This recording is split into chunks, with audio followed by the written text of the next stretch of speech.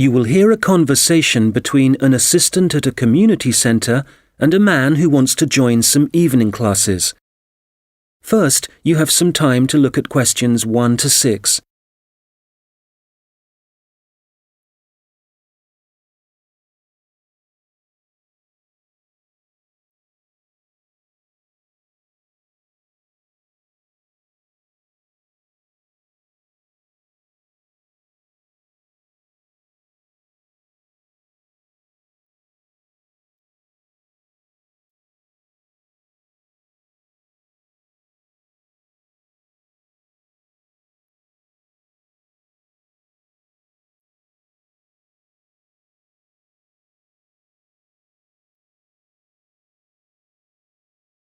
Hello, Eastwood Community Centre.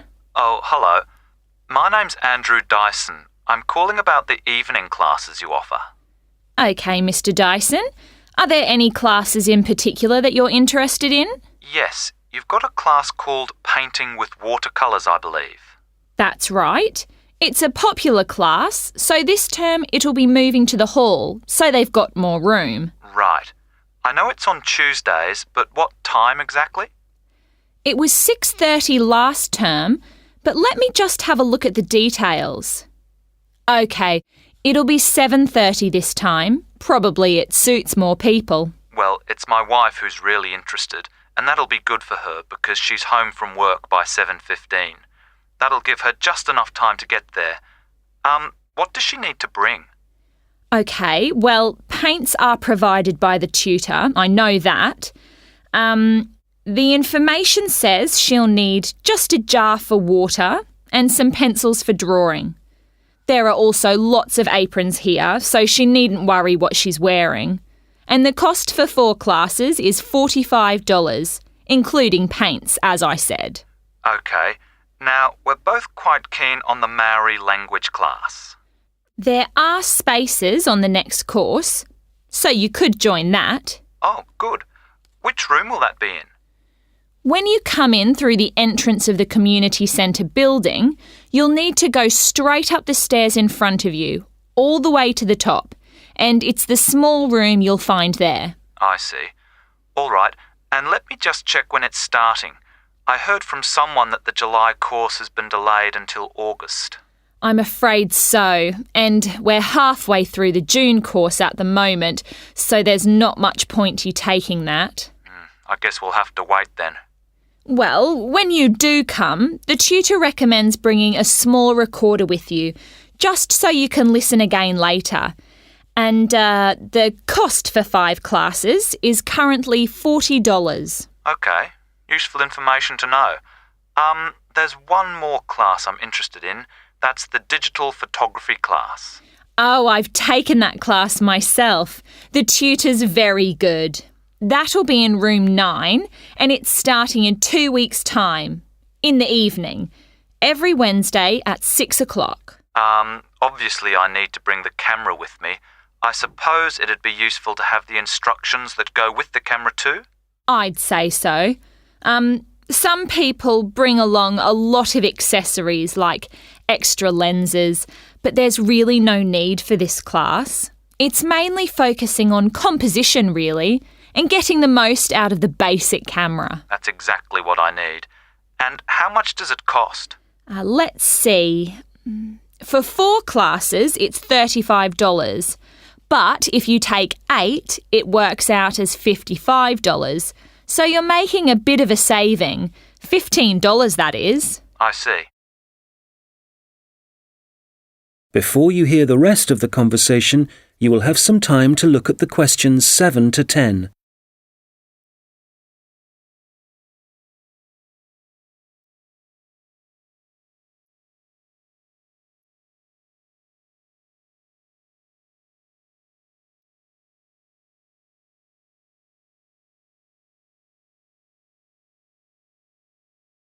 Now listen and answer questions 7 to 10. OK, now just another question for the watercolours class. I've just remembered that my wife asked me to find out about the level. Who's it for? OK, well, you don't have to be very skilled or anything like that. It's designed for beginners, actually. People who might see art as a hobby rather than as a professional opportunity. That sounds like my wife. And, who do I talk to if I want to find out some more about the Maori language classes?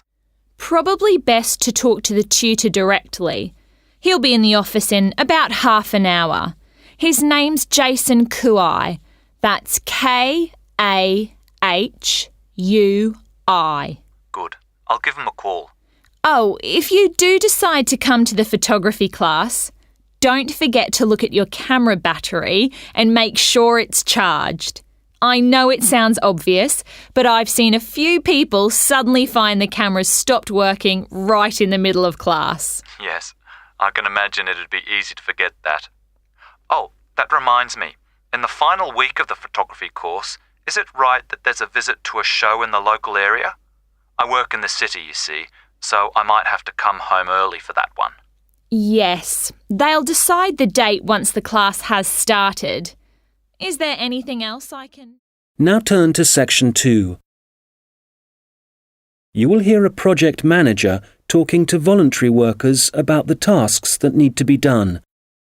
First, you have some time to look at questions 11 to 14.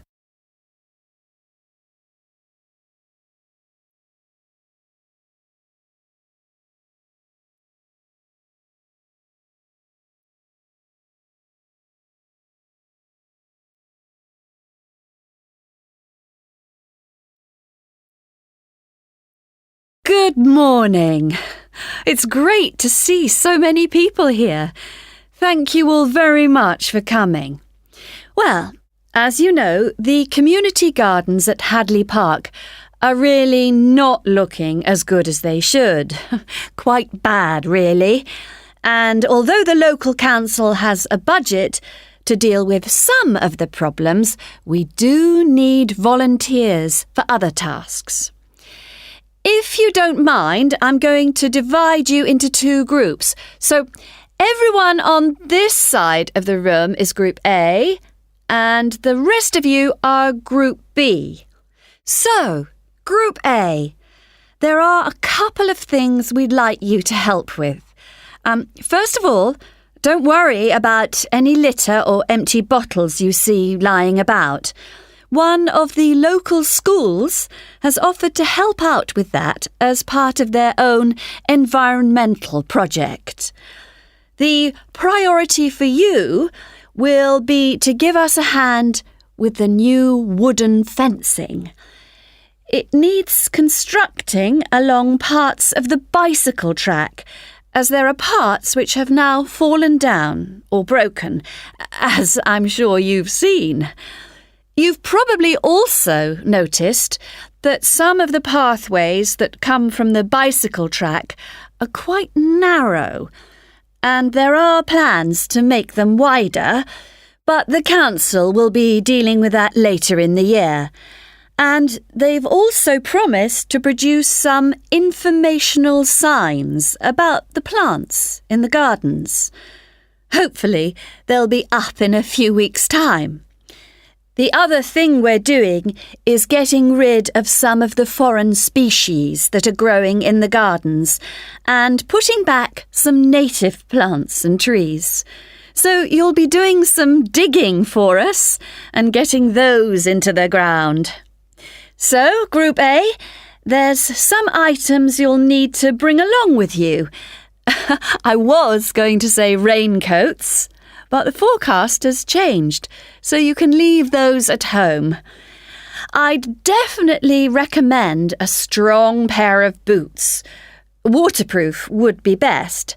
It's quite muddy at the moment, and your own gloves would also be advisable.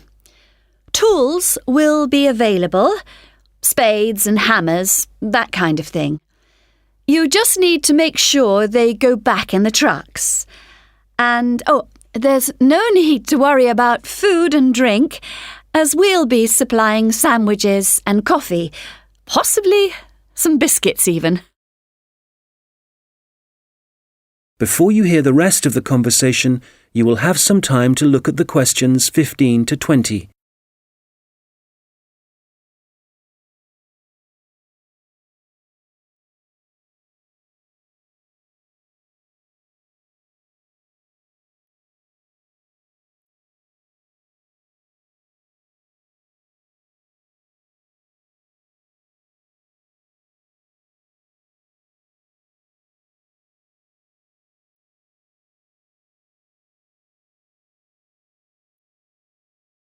Now listen and answer questions 15 to 20. OK, Group B, your turn.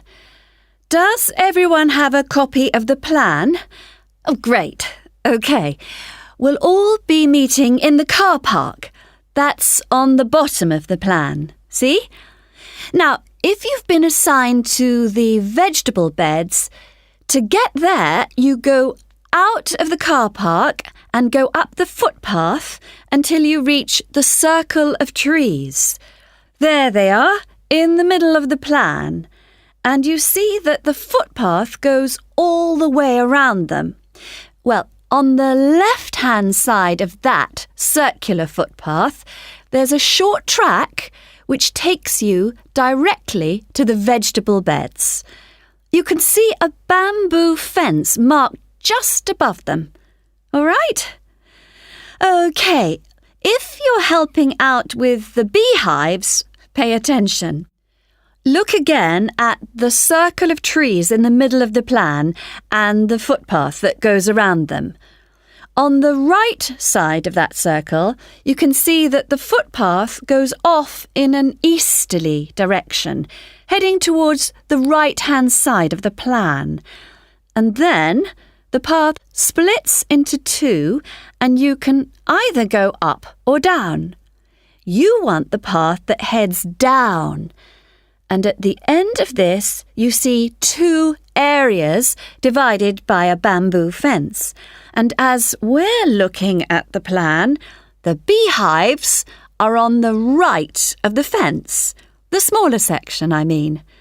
Now, don't worry, all the bees have been removed. You just need to transport the hives back to the car park. OK. For the seating, look at the circular footpath. At the top of it, there's a path that goes from there and takes you up to the seating area, alongside the bicycle track, and with a good view of the island, I suppose. OK, if you're volunteering for the adventure playground area, let's start from the car park again and go up the footpath, but then you want the first left turn. Go up there, and then you see there's a short path that goes off to the right. Go down there, and that's the adventure playground area, above the bamboo fence. That fence does need repairing, I'm afraid. Right, what else? Oh, yes, the sand area. We've got that circular footpath in the middle. Find the track that goes east, towards the right-hand side of the plan, and where that track divides, you need the little path that goes up towards the bicycle track. The sand area is just above the bamboo fence there. And finally, the pond area. So, it's on the left-hand side of your plan, towards the top, just above the fruit bushes and to the left of the little path. OK, as I said already, hopefully we'll... Now turn to section 3. You will hear two students discussing a presentation they are going to give. First, you have some time to look at questions 21 to 25.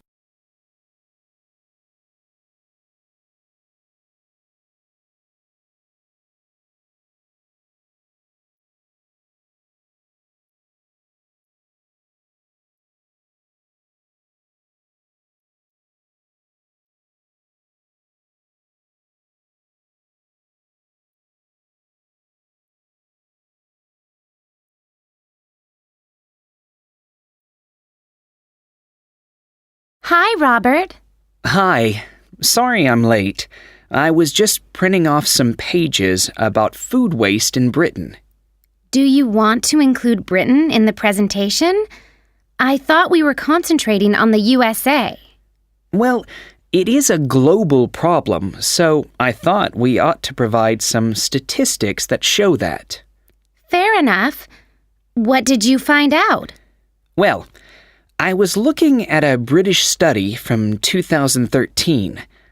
It basically concluded that 12 billion pounds worth of food and drink was thrown away each year, all of it ending up in landfill sites.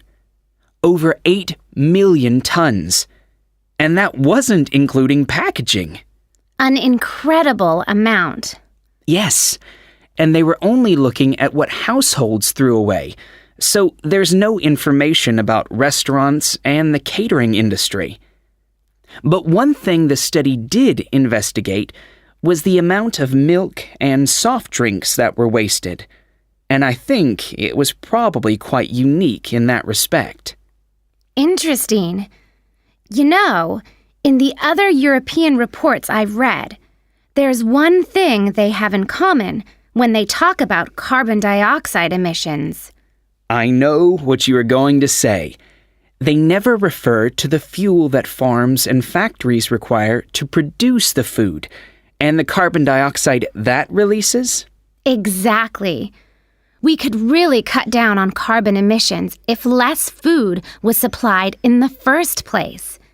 To my mind, the reports talk too much about the carbon dioxide produced by the trucks that deliver the fresh goods to the shops and take the waste away.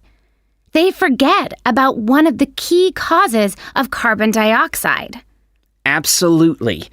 If the reports are actually going to be useful to people, they need to be more comprehensive. Who do you mean by people? Well, the government, industries, people making television programs. Have you seen any documentaries about food waste? Not that I remember. My point exactly.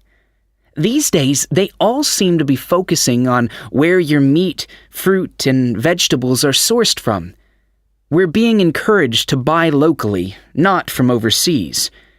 That's probably a good thing, but I'd still like to see something about waste.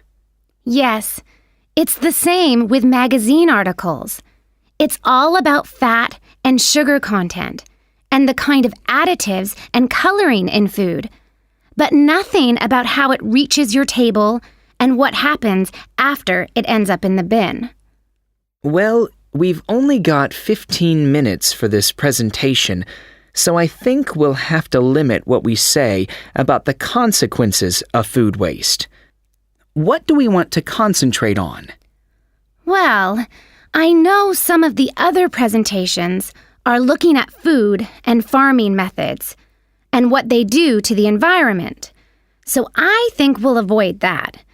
And the fact that in some countries, people can't afford the food grown on their own farms. That was covered last term. Okay, we don't want to repeat stuff. What concerns me above all else is that in a recession, governments should be encouraging business to find ways to cut costs. Apparently, supermarkets in the USA lose about 11% of their fruit to waste. That's throwing money away. All right, we'll focus on that problem. It should get the others' attention anyway. Now, how do you want to begin the presentation? Let's not start with statistics, though, because that's what everybody does. I agree. How about we give the other students a set of questions to answer about what they suspect they waste every day? I'm fine with that. Probably a better option than showing pictures of landfill sites. It'll be more personalized that way. All right. Now let's start.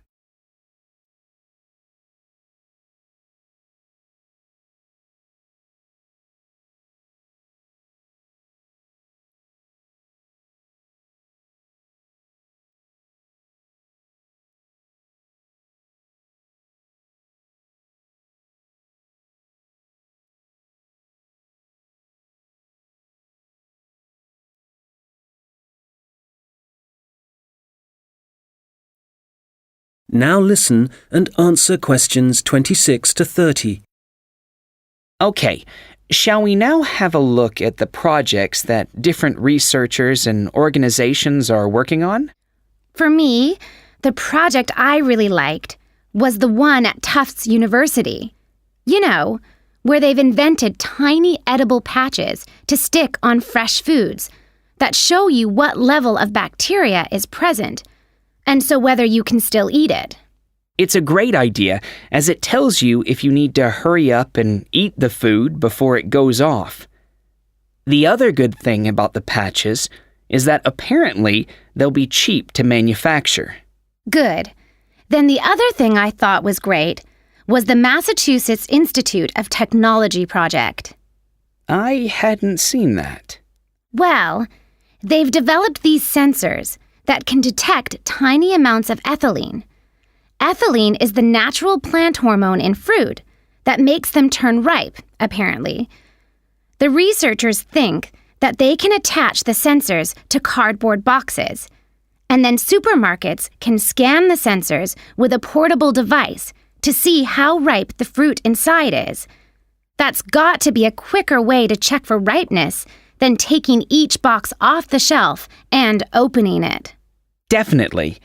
And I thought that Lean Path was worth mentioning too.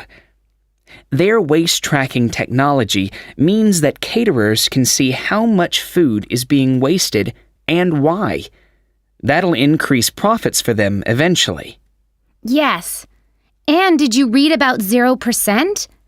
They've produced this smartphone application that allows restaurants to send donation alerts to food charities. The charities can then pick up the unwanted food and distribute it to people in need. In the long run, that'll definitely benefit poorer families in the neighborhood. No kid should go to school hungry. I agree. And I read that quite a few local governments in the USA are thinking about introducing compulsory composting in their states. So you can't put any food waste into your rubbish bins, just the compost bin. Well, I guess that means a bit more work for people. I mean, they have to separate the organic and inorganic waste themselves before they take it out to the compost bin, and you know how lazy some people are. But I guess if we all start composting, we'd be doing something positive about the problem of food waste ourselves, rather than relying on the government to sort it out. Having said that, not everyone has a garden. Now turn to section 4. You will hear a lecture about Maori kite making. First, you have some time to look at questions 31 to 40.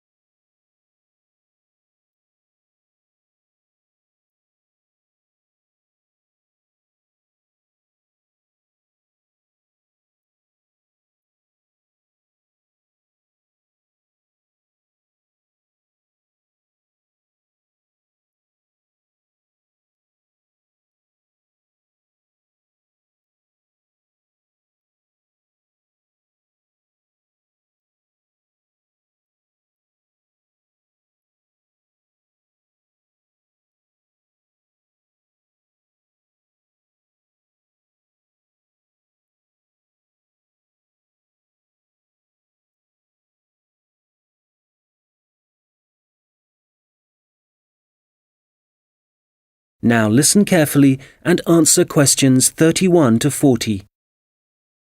Well, good morning, everyone.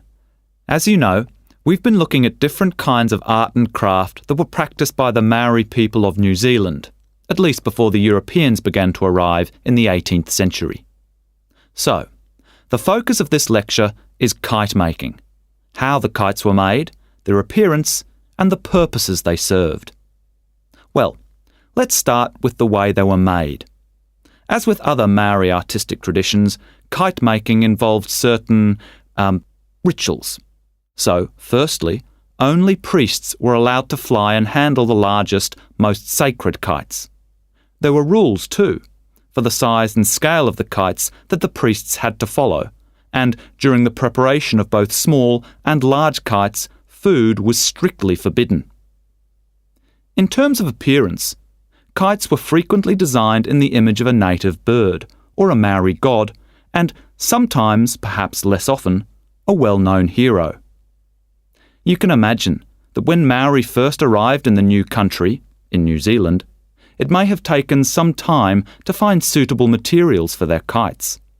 But, through trial and error no doubt, they found plants and trees that provided bark and even roots that they could use to make the frames and wings of their kites. And after the frame had been constructed, the kite then had to be decorated. For this, the priests used long grasses, and these, when the kite was in the air, would stream along behind it. They also used a variety of feathers to add colour to their creations. Well, all this meant it was easy to see a kite in the sky, but you could also hear Maori kites. They could be quite noisy indeed, and this was because some priests liked to hang a long row of shells from the kite. You can imagine how they'd rattle and clatter in the wind, how they might completely capture your attention. As I said before, the most common image was probably a bird, and that's the same for other kite-making cultures. But the kites were designed in particular shapes. So, there were kites that were triangular, rectangular, and also shaped like a diamond. And some of them were so large it would actually require several men to operate them. Some of the kites were also covered in patterns, and to make these patterns, the Maori used different pigments of red and black, and these were either made from a charcoal base or from red-brown clay which had been combined with oil obtained from a local species of shark. Now, before I forget, if you have a chance, do visit the Auckland Museum, because they have the last surviving Birdman kite on display. This is the kind of kite that has a wooden mask at the top of the frame. It's a mask of a human head, and you can clearly see it has a tattoo and also a set of teeth. Quite impressive, and a good example of Maori craftsmanship and symbolism. Right, turning to the purpose and function of the kites. They certainly had multiple uses. Primarily, the flying of kites was a way of communicating with the gods, and when the kites rose into the air, the Maori used them to deliver messages, perhaps requesting a good harvest, good fortune in war, a successful hunting expedition. So these kites were incredibly valuable to a community, treasured objects that one generation would pass to the next. People would also fly kites for other reasons. For example, to attract the attention of a neighbouring village. This was done when a meeting was required between Maori elders, a convenient method indeed. And finally, when it comes to war, there are traditional stories that describe how when a Maori warrior found himself surrounded by his enemies, a kite could actually provide the possibility of escape. The kites were powerful enough to take a man up into the air, and for this reason, they could also be used to lower him into enemy fortifications so that an attack could begin from the inside. Well, I'm happy to say there seems to be a revival and growing interest in kite making.